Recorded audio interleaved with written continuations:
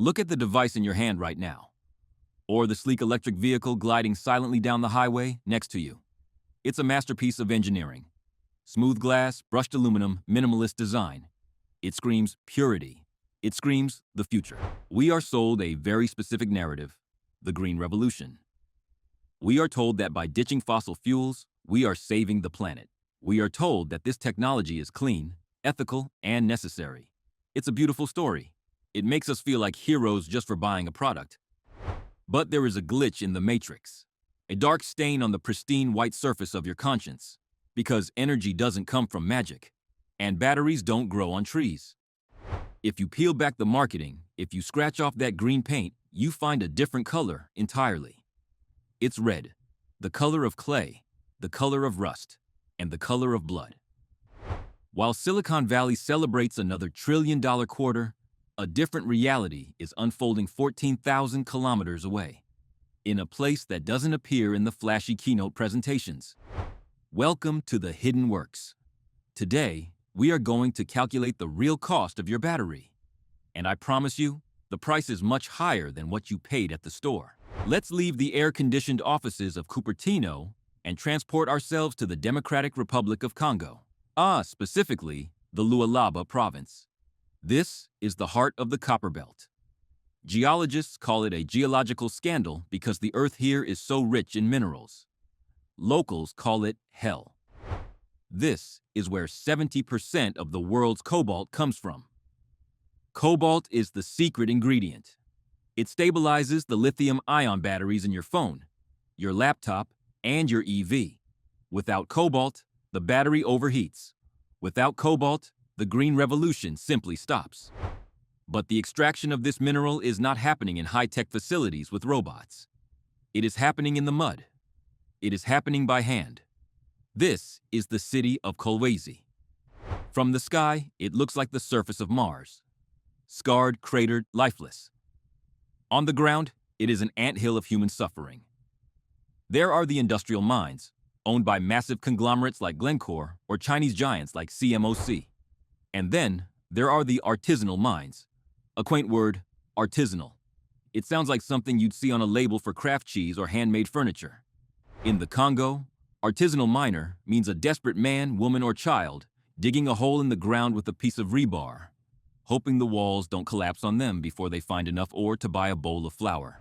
Let's look closer at the mechanics of this nightmare. These aren't mines in the traditional sense. They are graves that haven't been filled in yet. The miners, known as creuseurs, dig vertical shafts, sometimes 20, 30, even 50 meters deep. No supports, no ventilation systems, no safety harnesses. They climb down these terrifyingly narrow tunnels using just their hands and feet, wedged against the damp earth. Down there, the air is thick with dust and heat. It is a claustrophobic tomb. Accidents happen daily. When the rainy season comes, the soil turns into heavy sludge. The tunnel walls simply give way. Men are buried alive, suffocating in the dark. There is no 911 to call. There is no rescue team. Often the bodies are never recovered. It is simply too dangerous and too expensive to dig them out. They become part of the geology, a permanent foundation for the global economy. And for this risk, for facing death every single morning, a creuseur might make $2 a day, maybe $3, if they are lucky.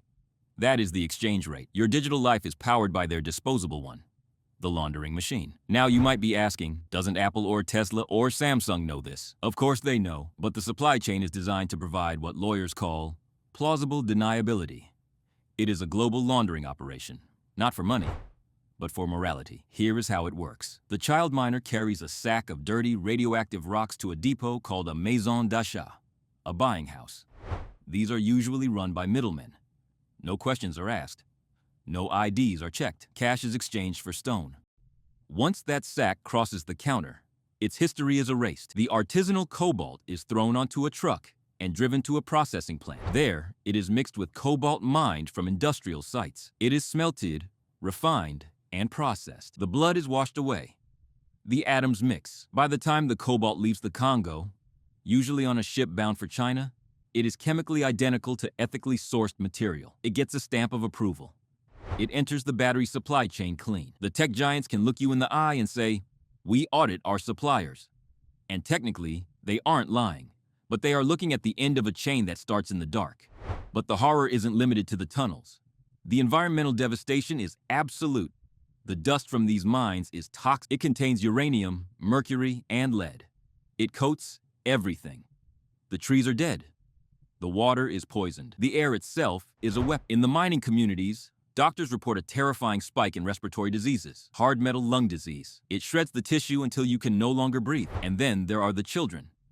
Not just the ones working, but the ones not yet born. A study by the University of Lubumbashi found that women living near these mines had metal concentrations in their bodies far exceeding any safe limit. The result is a wave of birth defects unlike anything seen elsewhere. Spina bifida, limb deformities, holoprosencephaly. We are literally mutating the DNA of a population to keep our screens bright. It is a biological sacrifice zone. So, the next time you plug in your phone and see that comforting green battery icon fill up, remember what fuels it. Remember the red earth. Remember the tunnels. The green future is being built on the backs of the poorest people on Earth. While we haven't solved the energy crisis, we've just hidden the consequences. We've exported the pollution and the slavery to a place where we don't have to look at it. But now you have looked. Now you know. The question is, what is the cost of your silence? This is Hidden Works. We dig where others don't.